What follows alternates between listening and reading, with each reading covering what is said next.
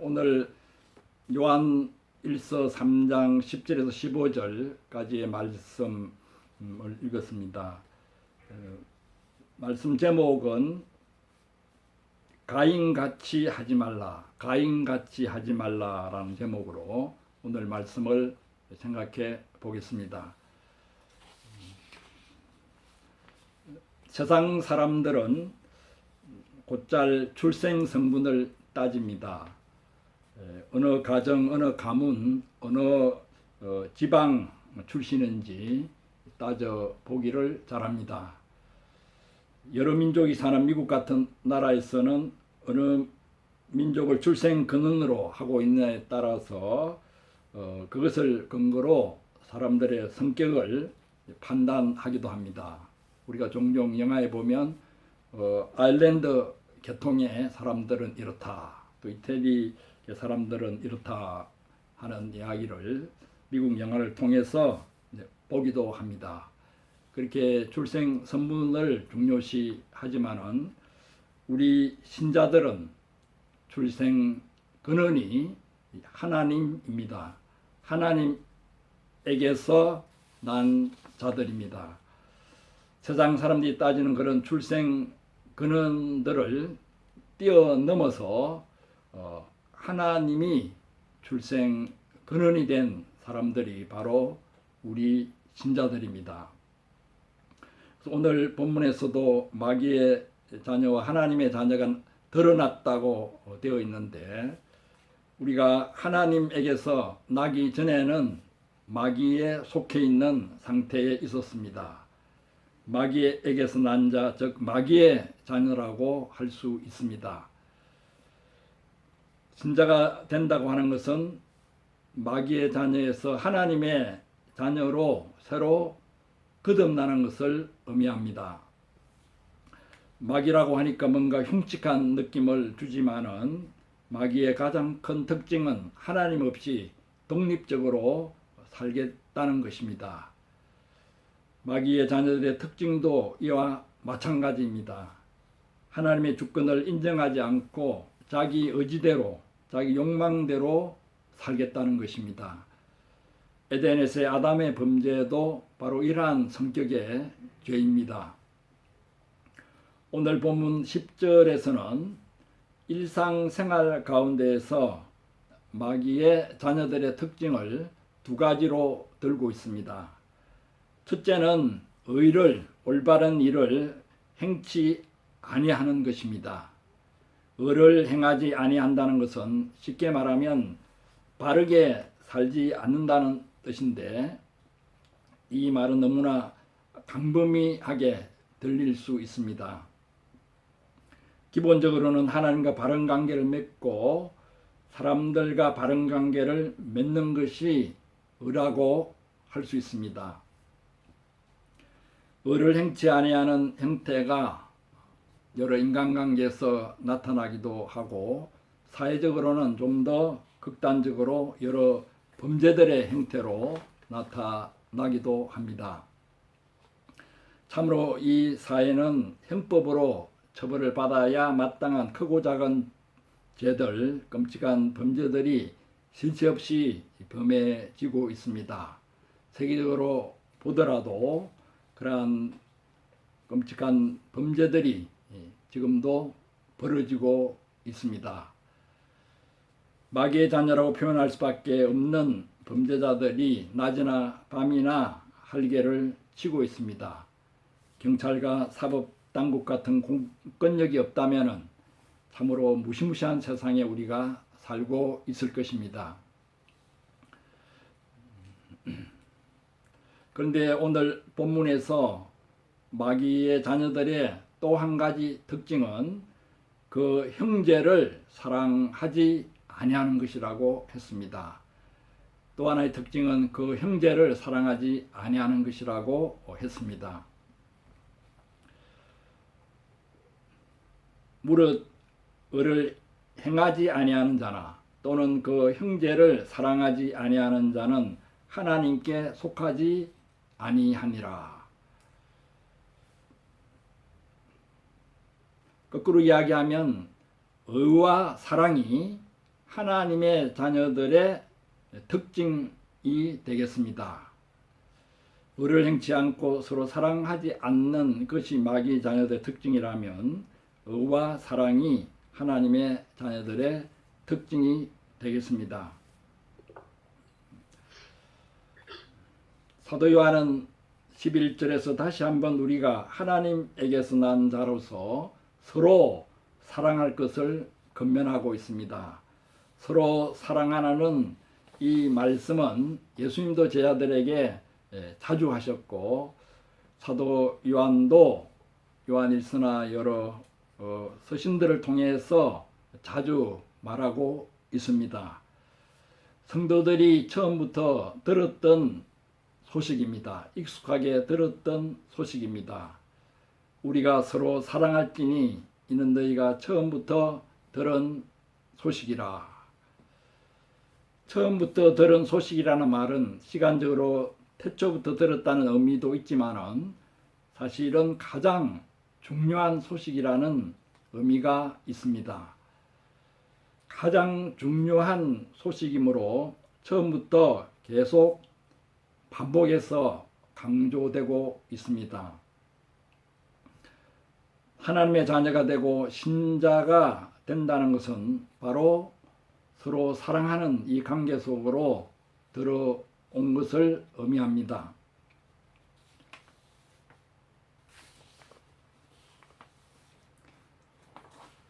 하나님께서 우리를 용서하시고 하나님의 자녀로 삼으신 목적도 사실은 사랑을 베풀 줄 아는 인격이 되도록 하시기 위함입니다. 우리를 죄와 사망에서 자유케 하신 목적도 사랑을 베풀 줄 아는 인격이 되도록 하시기 위함입니다. 그런데 오늘 본문에서는 서로 사랑하는 데 있어서 심각한 방해가 되고 있는 요소들을 지적하고 있습니다. 구약의 가인의 예를 들어서 그러한 점들을 지적하고 있습니다. 가인같이 하지 말라. 이 한마디에는 여러 내용이 함축되어 있습니다. 사도 요한은 12절에서 가인에 대해서 간략하게 말하고 있습니다. 그는 악한 자에게 속하여 그 아우를 죽였으나 어떤 이유로 죽였느냐? 자기의 행위는 악하고 그 아우의 행위는 의로움이라. 여기서 가인의 행위의 근원이 악한 자, 즉 마귀에게 있음을 알 수 있습니다. 가인의 행위는 악하고 아우의 행위는 의로웠기 때문에 가인이 아벨을 죽였다고 합니다. 그런데 창세기 기사를 보면은 가인이 아벨을 죽인 이유가 분명하게 나와 있지는 않습니다. 가인의 살인 행위는 분명 악한 것이지만은 그 이전에 가인이 무슨 악한 마음을 품었는지 악한 행위를 했는지는 구체적으로 나와 있지 않습니다.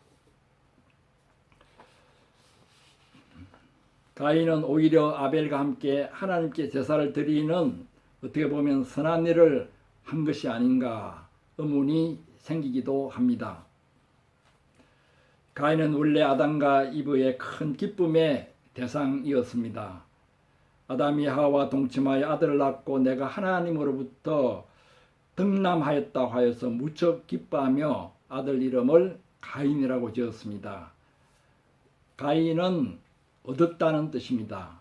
영어의 gain, G-A-I-N도 얻음, 소득이라는 뜻입니다.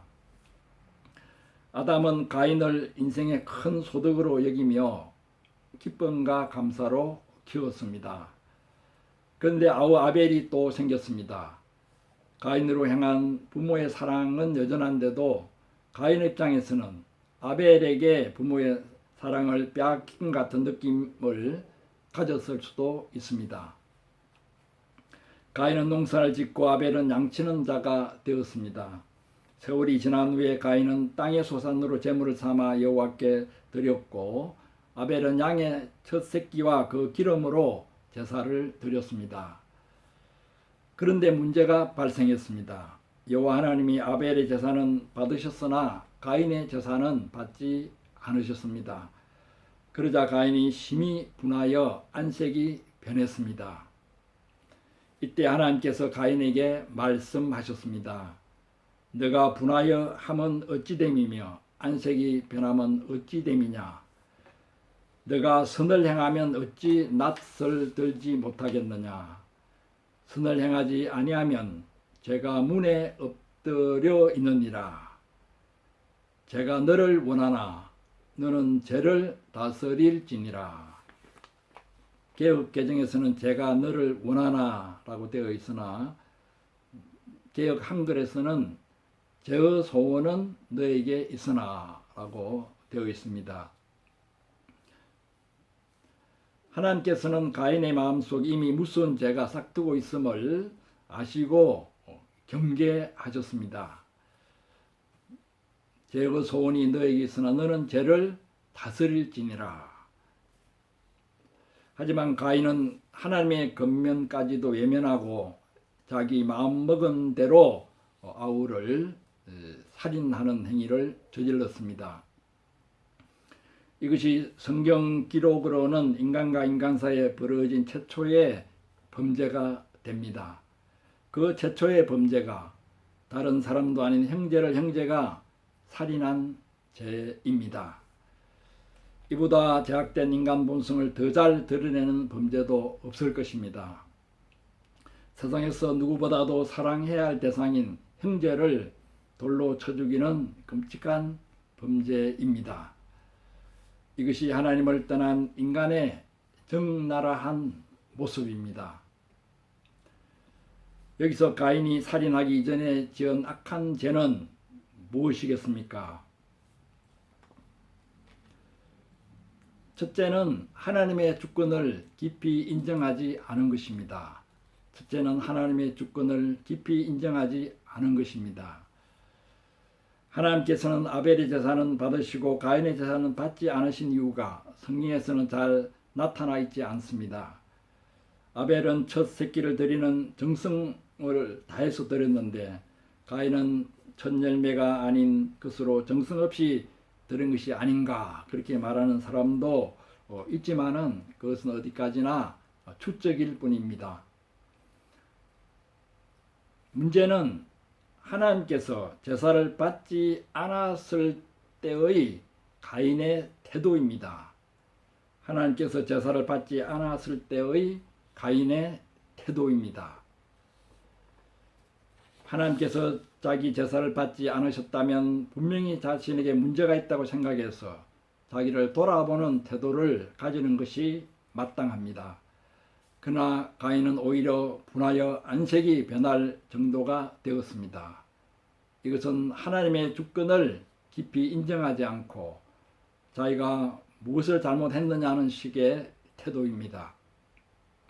이런 태도를 가리켜 자기 의를 주장한다고 합니다.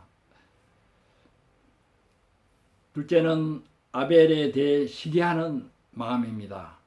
둘째는 아벨에 대해 시기하는 마음입니다. 하나님의 주권을 깊이 인정하지 않으면 인간들만 보입니다. 인간끼리 서로 가까운 관계에 있는 사람들끼리 끊임없이 비교하고 열등감에 빠지기도 합니다. 어떤 때는 오히려 우울감에 자만해지기도 합니다. 하나님의 사랑과 인정을 더 많이 받은 것 같은 아벨에 대해 요즘 말로 하면 하나님의 축복을 더 많이 받은 것 같은 아벨에 대해 가인은 시기하는 마음이 불일 듯 일어났습니다. 이 시기심이야말로 서로 사랑하는 데 가장 방해가 되는 요소입니다. 시기심은 어릴 적에는 같은 집안의 형제들 사이에 생기다가 차점 사회로 확대되어 나갑니다.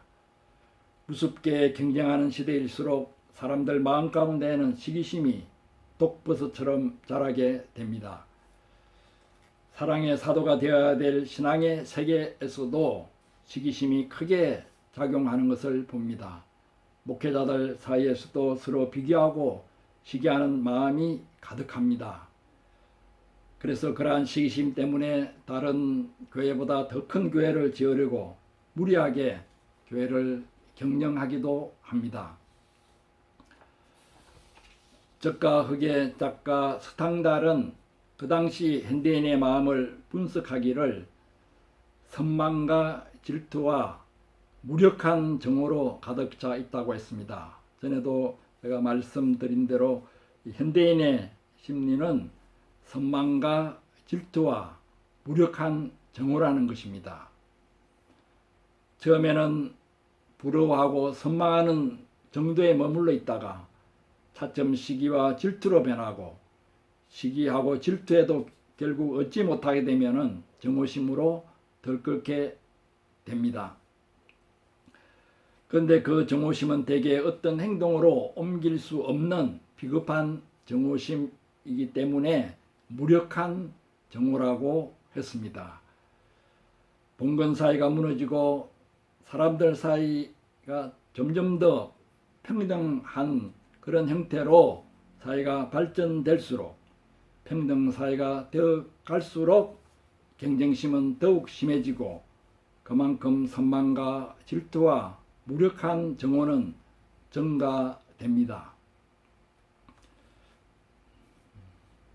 이러한 분석은 지금 현대 사회에서도 유효한 셈입니다. 우리 마음을 들여다보아도 갖가지 선망과 질투, 무력한 정오들이 가득합니다. 그런데 참다운 신앙의 기쁨, 참다운 행복은 우리가 시기심을 극복했을 때 비로소 주어집니다. 우리 마음의 많은 문제들도 시기심을 극복했을 때 비로소 해결되는 경우가 많습니다. 하지만 시기심을 극복하지 못하고 있으면 그 사람은 어디를 가나 괴로운 인간관계, 괴로운 사회생활, 신앙생활이 이어질 것입니다. 시기심은 나보다 잘났다고 여기는 사람이 잘못되기를 바라는 몹시 삐뚤어진 마음입니다.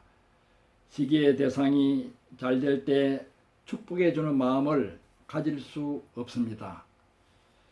우리가 어떤 대상을 부러워하고 선망하는 마음을 가지는 것은 어쩔 수 없는 일일 수도 있습니다. 성자라면 그런 선망까지도 가지지 않을 수 있지만 우리는 그런 선망을 자기 발전의 원동력으로 삼아서 스스로를 발전시키는 지혜로운 사람들이 되어야 할 것입니다. 선망을 그런 식으로 성화시켜 나가야지 시기심으로 마음이 삐뚤어지도록 해서는 안 될 것입니다. 상대방과 경쟁하더라도 상대방을 축복하는 마음 가운데 그들과 경쟁하는 성숙한 인격들이 되어야 합니다. 근데 가인은 아벨을 시기하는 마음을 다스리지 못하고 시기심이 살인으로까지 이어지게 되었습니다. 무력한 정오 정도가 아니라 살인이라는 행동으로 그 정오를 표출하고 말았습니다.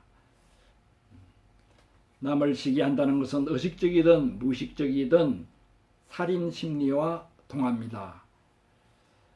사도 요한도 오늘 본문 15절에서 그 사실을 말해주고 있습니다. 그 형제를 미워하는 자마다 살인하는 자니 살인하는 자마다 영생이 그 속에 거하지 아니하는 것을 너희가 아는 바라. 예수님도 형제를 욕하는 자마다 살인하는 자라고 말씀하신 적이 있습니다. 셋째로 가인의 죄는 하나님의 권면을 받아들이지 않은 것입니다. 셋째로 가인의 죄는 하나님의 권면을 받아들이지 않은 것입니다.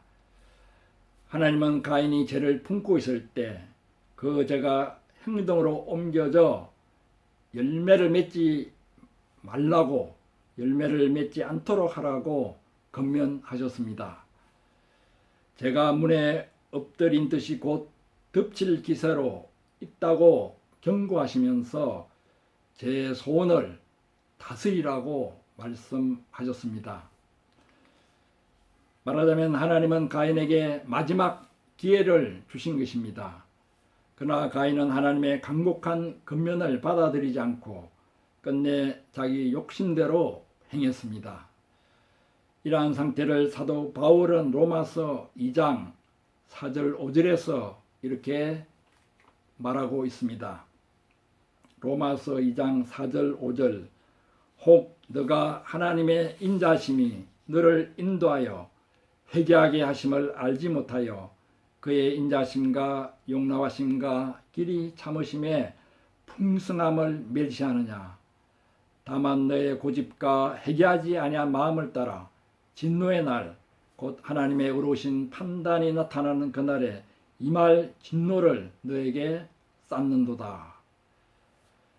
그야말로 가인은 하나님의 인자심과 용납하심과 길이 참으심의 풍성함을 멸시하고 자기 고집과 회개하지 아니하는 마음을 따라서 행했습니다. 이상에서 우리가 서로 사랑하는 데 있어서 방해되는 요소가 무엇인가? 가인의 예를 들어서 사도 요한이 말씀하셨습니다. 첫째는 하나님의 주권을 인정하지 않은 것입니다. 둘째는 아벨을 시기한 것입니다. 하나님의 주권을 인정하지 않으면 인간만 보이고 인간끼리 서로 경쟁하고 시기하고 질투하게 됩니다. 셋째는 하나님의 권면을 받아들이지 않은 것입니다. 이상과 같이 가인은 하나님의 주권을 깊이 인정하지 않고 형제에 대해 시기심을 품고 하나님의 마지막 권면도 받아들이지 않는 가운데 살인을 범했습니다. 우리가 시기심을 극복할 수 있는 비결은 하나님의 주권을 깊이 인정하는 것입니다.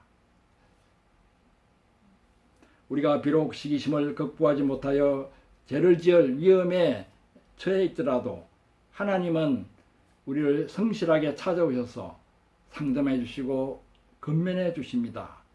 그 마음속에 있는 죄의 소원, 다른 사람을 미워하는 마음, 시기하는 마음, 그것을 다스리라, 그것을 버리라, 그것을 어떤 행동으로 말로 표출하지 말고 그 마음을 다스리라고 권면해 주십니다.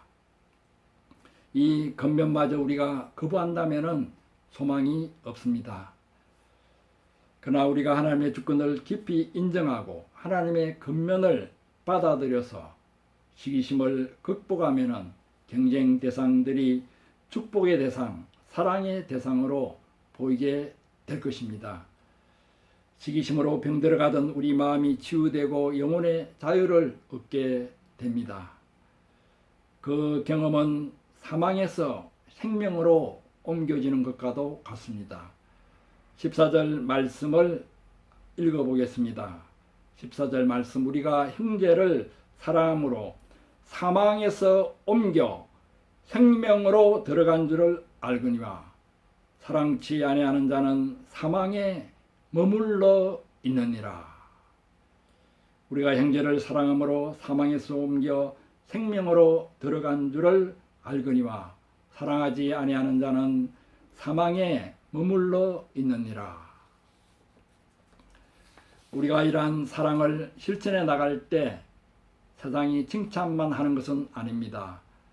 아벨의 의로운 행위로 가인의 악한 행위가 더욱 드러나듯이 우리의 의로운 행위로 세상의 악한 행위가 더욱 드러나게 되므로 세상은 우리를 오히려 미워할 수 있습니다. 세상만 미워하는 것이 아니라 같은 기독교 신자들까지도 우리를 미워할 수 있습니다. 진정한 복음을 알려고 하고 그리스도의 정신을 실천하려고 하며 성령에서 말하는 참다운 교회를 지향하려고 할 때 오히려 같은 기독교 신자들이 우리를 미워할 수 있습니다. 그것은 교회의 어두움, 자신들의 어두움이 드러나기 때문입니다. 이 사실을 잘 모르면 참으로 이상하다고 여길 수밖에 없습니다. 그런데 사도 요한은 이러한 현상을 이상히 여기지 말라고 미리 우리에게 일러주고 계십니다. 형제들아, 세상이 너희를 미워하거든 이상히 여기지 말라. 형제들아, 세상이 너희를 미워하거든 이상히 여기지 말라. 우리를 오해하고 미워하는 세상 사람들까지도, 우리를 오해하고 미워하는 같은 기독교 신자들까지도 사랑하는 그리스도인으로 우리가 성장해 나가야 할 것입니다. 왜냐하면 같은 형제들이기 때문입니다. 가인같이 하지 말라. 가인같이 해서는 안 되기 때문입니다. 지난 주간과 이번 주간은 종교개혁 기념주의를 가운데 두고 있습니다. 종교개혁이 무엇이겠습니까? 바로 이러한 마음에 서로 사랑하지 못하는 이러한 마음을 극복하고 서로 사랑하는 그러한 관계 속으로 들어가는, 사망에서 생명으로 들어가는 이것이야말로 종교개혁의 본질이라고 할 수 있습니다. 이러한 은혜가 종교개혁을 맞은 우리에게 넘치기를 축원합니다. 아멘.